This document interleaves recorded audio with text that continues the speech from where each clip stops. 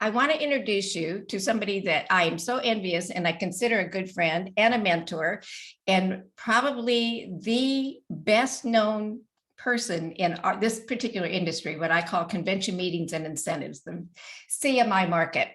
And this is Dieter Schneider, and I'm going to let him tell you his background because he's just done everything. And the way we met when I started my training years ago, my background was international tours and cruises, and that's why I was training. And I introduced Dieter. He would come to my training to meet my students and recruit my students. And I introduced him as an inbound tour operator. So if you're watching and you know tour directing, you know what that is. He said, no, I'm a DMC. I had no idea what it was. But I found that my students that work for DMCs do really well on tours too. And now all these years later, I'm mainly working for DMCs because I enjoy working locally. But you can also travel, and he is the busiest man I know. So, I mean, if you get into this industry, and you do big programs, because he's really a specialist in logistics. Imagine doing a program and they say, here's thousands, like 5,000 plus probably. I know he helps with cruise lines too. And we want these people with their luggage to go at certain times, certain places. We want it easy and convenient and, oh my gosh, big, and they call on Dieter. So I'm going to let him introduce himself and then and I'm going to have him explain how the business works. I explained a little bit in the introduction, but we'll let the expert tell us. So Dieter, would you tell us a bit about your background before you started this?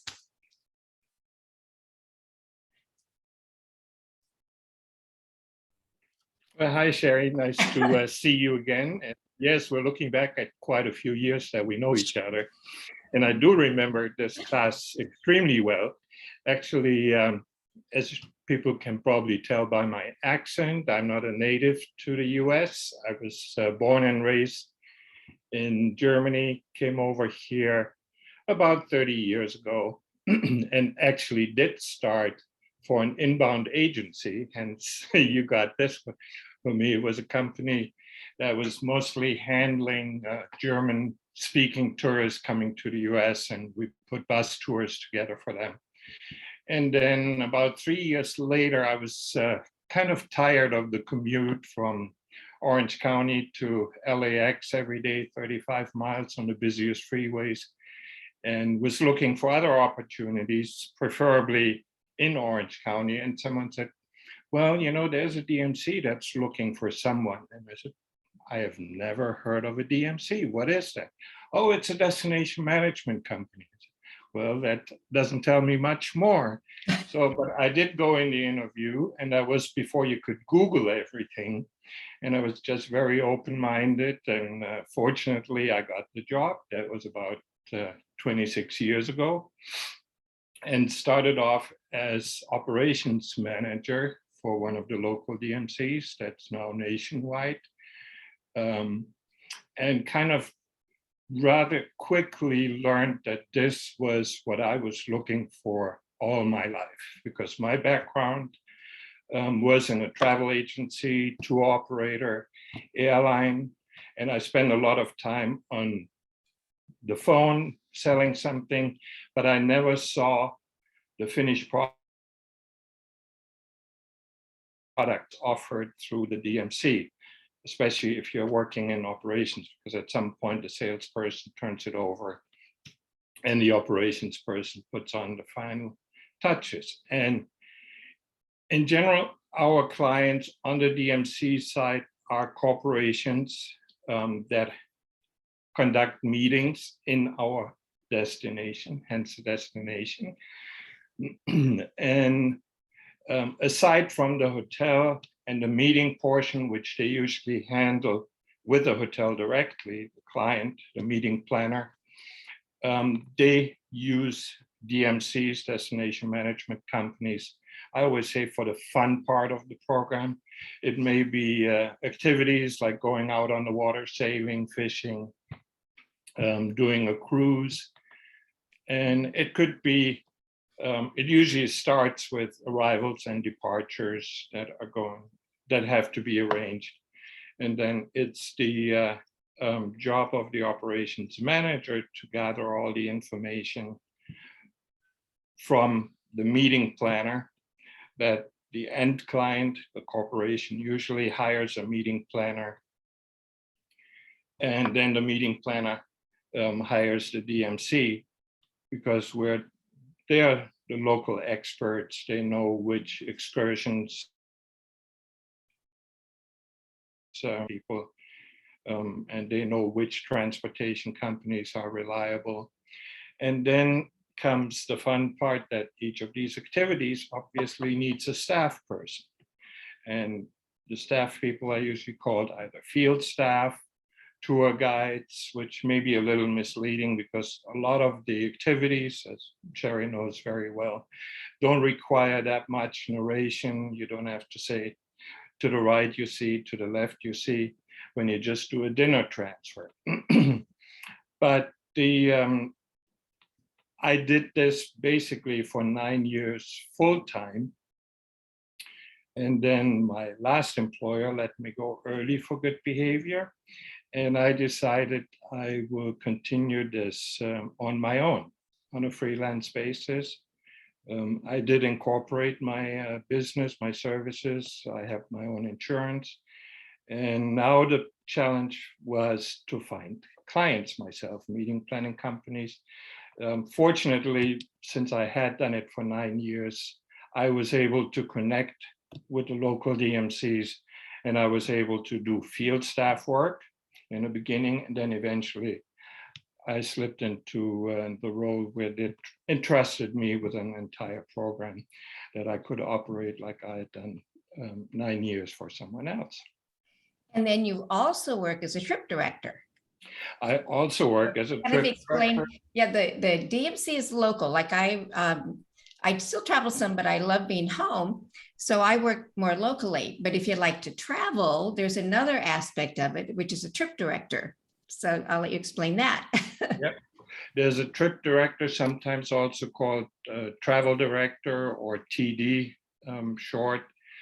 And these are people that are hired by the meeting planner. Let's say there's a conference, a big conference in New York, and they hire 10, 15, 20. I've been on programs where there were over 100 TDs.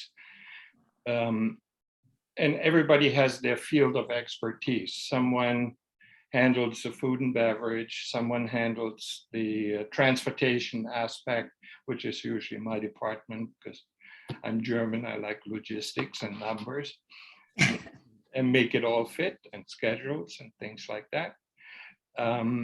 It does require knowledge on the computer than the field staff work does. It does pay much differently because usually as a trip director, you're put on a day rate, whereas on the field staff side, you're paid by the hour with a minimum.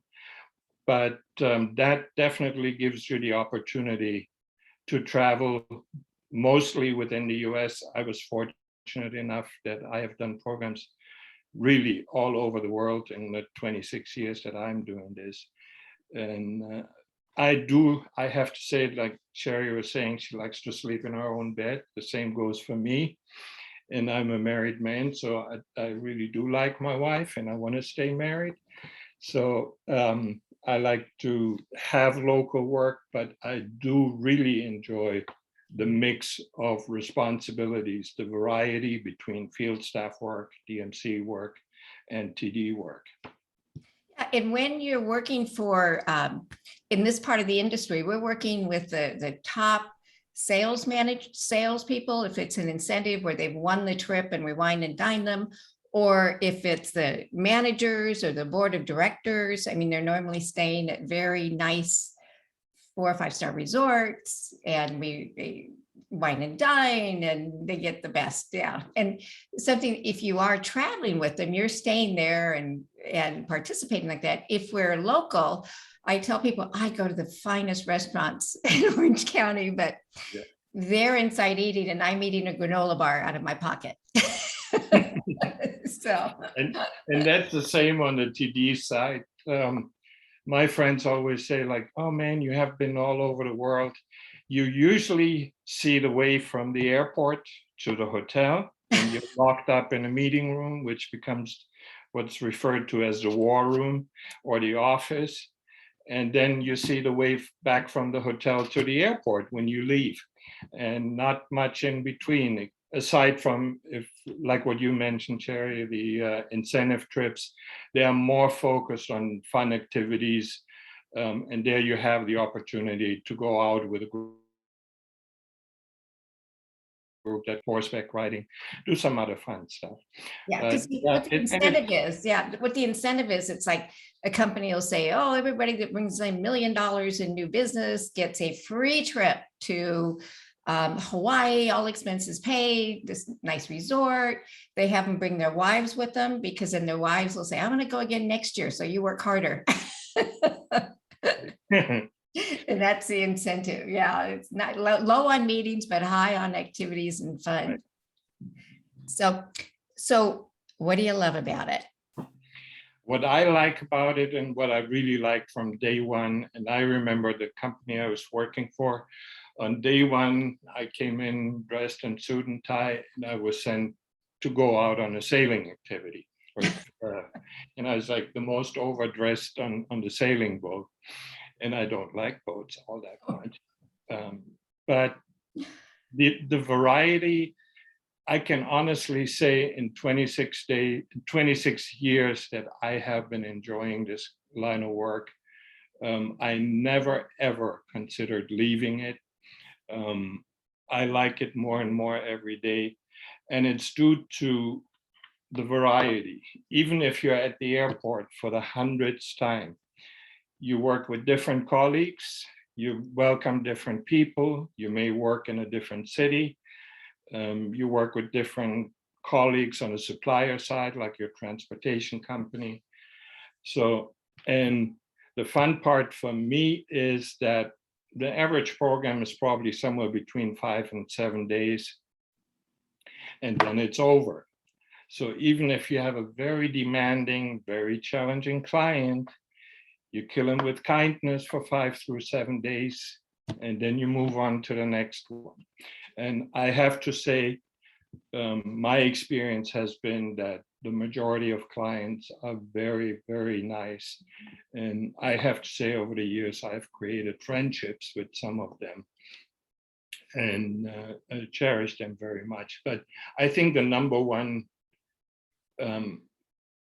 plus for me is the variety in the work. Yeah, and when I led tours, I would leave for 3.5 weeks. I was by myself. I was the director. And the people on your tour are, you become friends, but it's not the intimate friends that when you do this kind of work, you're a team. It's all teamwork. And it's we're just getting back to work in California. We're so excited. I mean, we are the meeting planners, the DMC reps. We're excited to see each other because you find the people that are attracted to this business like people. Because we've said in other interviews, if you don't like people, this is not the thing. This is not the job for you. But the people are great. And you also mentioned age. We work with some people, we won't mention names, that are like 80. Correct. And some of my favorite people to work with. And one of the advantages too, like he talks about the flexibility, if you have the flexibility of saying, yes, I'm available, no, I'm not. And what I like people to know, like if you're working for destination management companies, which are usually in major cities or resort cities, you've got the flexibility. If you have another job, I always tell people, don't quit your job, because you can do this at night, you can do it on weekends, whenever you're available. And if you're a mom and you want flexibility that way, if you're retired and you want it that way, I mean, it's a student, and yet it's like a hidden gem. Most people you'll find, they have no idea about it. So you might want to look into that if you're interested. And you also do sports events. I do. And it started with my first client who had the first DMC I worked for, got me involved into a Rose Bowl game. It happens every year, Rose Bowl tournament. Yay, this year, yay. And in LA, it's like you start the year off on January 1st and you see all your colleagues out on the parking lot and We're all there. 155 buses. And that's the fun part. You usually work for one of the schools that come out for the game. So you bring the fans in to cheer them up. And aside from Roseville, I probably over the years have done at least 15, if not more. I've done a few Super Bowls for the last 5 years for the NCAA basketball tournament, which this year turned out to be the final 68 because everything happened in one city. It's a different ball game, no pun intended. And yeah, and I've done a few NBA All-Star games. And again, this is a different client base because usually these clients are really focused on sporting events. They're sports management companies similar to the DMCs that are meeting planners, but they focus solely on sports events. I forgot to mention the Olympics. I was part of the Olympics in China in 2008, which is extremely intense. If someone considers that, you may want to talk to me before you decide. Because that's going to be your longest assignment that you have. Mine lasted for 56 days. And it was a little bit too long for me. But it's definitely fun to put that to your resume and say you've done it. But yeah, there's a different client base. The work is very similar because you have your transportation. For the NBA, the All-Star game, it's more directional work. But it's a lot of it is based sitting in an office on a computer. I cannot tell you out of the probably 20 games or more that I have been involved in, I have not seen a complete football game. I've not seen a complete basketball game. Exactly what Cherie was mentioning. People are eating at the finest restaurant and we're standing outside watching when they get dessert. So we can get, so don't do it for the purpose of, oh yeah, I want to go there and, you know, I want to watch this game and I want to watch that game. It may happen, but even for the Olympics, we were there, the games were going on for 3 weeks and I saw a volleyball game.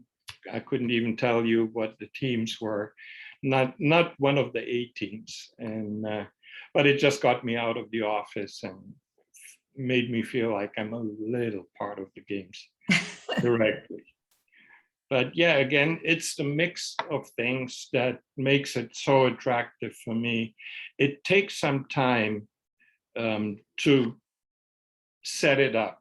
And even though I had 9 years of full-time experience to get into the operational side, the sporting events, it still took me about 2 to 3 years that I filled with solely doing field staff work. And then one of my colleagues was saying like, you know, did you ever consider traveling? I said, I love traveling, not knowing that I would be locked up in an office. But again, I do enjoy it a lot. And it's a different client base here, a different group of people on each of these different facets of what our industry has to offer. And I wouldn't even know, like, you know, I said I grew up in Germany and I spent my time there in the travel industry.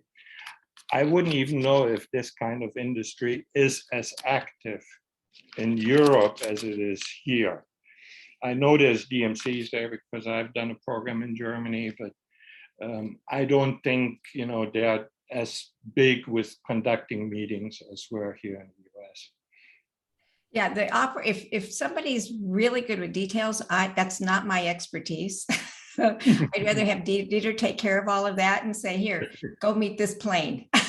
You know, here's your transportation. Okay. But very, very detailed. Operations manager is that. If you're good, it's like he's got, oh gosh, all the people coming in and he's got to figure out what time, and they don't come in the time that they're scheduled. They just give you kind of the times with the airlines. it'll be around that time. We don't get, if it says it arrives at 8:10, figure 30 minutes either way. And how many people? Well, that number of people may not get off the plane. Maybe there's more. Now you've got the transportation and the timing. So it's really, really detailed. And you also work for cruise lines. At least I know at least one cruise line you've traveled. Yeah, worked for one cruise line. Well, cruising right now is pretty much on hold. I think it's slowly restart. I will continue. The position there was called port coordinator, and that's a very rare position. Not many cruise lines do offer that. And again, you're not going on the cruise ship. You're flying into the port and overseeing the operation there, like the deboarding and the onboarding of guests, and make sure that everything runs smooth there. So you're basically sent from the headquarters to Lisbon, Portugal, and they tell you the ship is coming in on Monday at 8 o'clock. So you better be out there at 5 to make sure that all the porters are ready and that the buses are lined up that take these people from the ship to the airport or to their hotels if they want to extend in Lisbon. And then you have your VIPs who have different transportation because they don't like to go with the crowd. They have their own vehicle. So yeah, that was a very nice job that literally sent me all over the world, usually for a very short period of time. It was 5 days. And sometimes 2 of the 5 days were busy with traveling to get there. But yeah, I really enjoyed that a lot. And because again, for the same reason, it's one more different side of this business. Yeah, that's something people wouldn't start out with, but you get good at load and goes and vehicles and all of that. You can really move into that. But it like you said, it can take years to get to that point where and you have to really want to do that. So what would you say? So just to review, you have the Fortune 500 company, the Fortune 100 company, and then they hire a meeting planner. And then the meeting planner hires trip directors to travel with the group. And then the meeting planner hires the local destination management company. So maybe the headquarters are in New York of the company. The meeting planner might be in Chicago. And in my case, the destination management company is in Orange County. And then so if you're working for the DMC, your client's meeting planner. If you're working for the meeting planner, your client's a Fortune 500 company. And we call our guests because they're not paying for it. They're guests of the company, not like a tour. And I want to say too, what I found when everybody started working for the DMCs, first of all, again, I mentioned you don't have to quit your regular job. You can start getting experience if you're in a major city or a resort area where there are destination management companies there, but also it builds your skills really quickly. Because we're at the airport, we may have several hundred people coming in, and we'll have some that are late and some that are early and some that we never find. We have lost luggage, all of that we're dealing with. We've got transportation, different transportation for each group. And so lots of logistics. And then when we do our tours, we're dealing with the resorts and the vendors and the drivers. So you get really good at that. And then when you move from that to say a domestic tour, now let's say you're going to do a national parks tour, I'm going to meet 20, 30, 40 people at the airport, easy. And they're all mine, easy. And I have one driver throughout the tour, easy. I'm going to check them into the hotel, check them out. And so you get really good at all of the different aspects. And then you just need to add narration on top of that. And it really builds confidence and skills and dealing with people and again, we're dealing with the VIPs, the top people in the company. So you've got to have good customer service skills. We can't just go, oh, it's over there someplace, or, oh, it's not bad. You're handling them with kid gloves and the pressure is on all of us, from the top all the way down to make sure that they're happy. And the way I like to explain it too, is that if, let's say they're with me and I really mess up. I mess up the tour. I mess up whatever I'm doing, and the people complain. The guests complain. The meeting planner complains. Next time that meeting planner comes into town, they're other DMCs. And Dieter and I've been through this. We see, some companies will go from DMC to DMC looking for somebody. Of course, they're getting the same staff. Yeah. Because we all work for all the same companies. Yeah. But it's really important, that you take good care, because you're talking about a lot of money involved in that. Oh, yeah. And it's all, I'm thrilled to say, it seems like the student tours and the meetings are coming back sooner than tours. Tours are more mature. Our people are 40s, 50s average, I think. The hotels and resorts are really trying to be careful with keeping everybody safe and distance and all of that. So hopefully it'll all continue and we'll do great. And what attributes, let's say I'm thinking about, I want to work for a destination management company. What attributes would you attribute to that? Or I want to be a trip director and travel with the groups. How would you describe the ideal person? And I have gone through many resumes where people really describe their skill set. It really comes down to being a people person, first and foremost. You have to have a positive attitude. If it rains, you're still delivering sunshine. If there's a problem, you're aware of it. The people in front of you are not aware of it. You really have to be good. People skills is the very most important item in everything.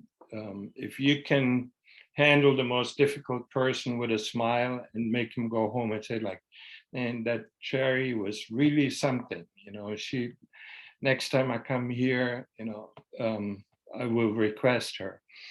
The other thing is, if everything goes well, like you were mentioning, the hundreds of people coming into the airport, you can imagine not all the flights are coming in the way we get on our paperwork. So there's a flight that's coming in 5 hours later. Well, you don't have a vehicle 5 hours later. So, find a solution, find someone to call to solve the problem if you can't do it yourself. But be quick on your feet. If someone has lost luggage and you have a bus full with 30 people, don't make the bus wait for that one person until he fills out the lost luggage report. Let it go and find another solution for that one person who has lost luggage. And then being detail oriented is probably the other skill that I would rank very high, because again, if you look into paperwork, you really have to see, is everything correct? Something doesn't jive here, that's not in chronological order. It doesn't make sense. Helps tremendously, especially if you're on the field staff and DMC side, is local knowledge. Know your top hotels in the area, know your top restaurants, know where activities are starting from. Are you close to the water? Is there a lot of action going on the water?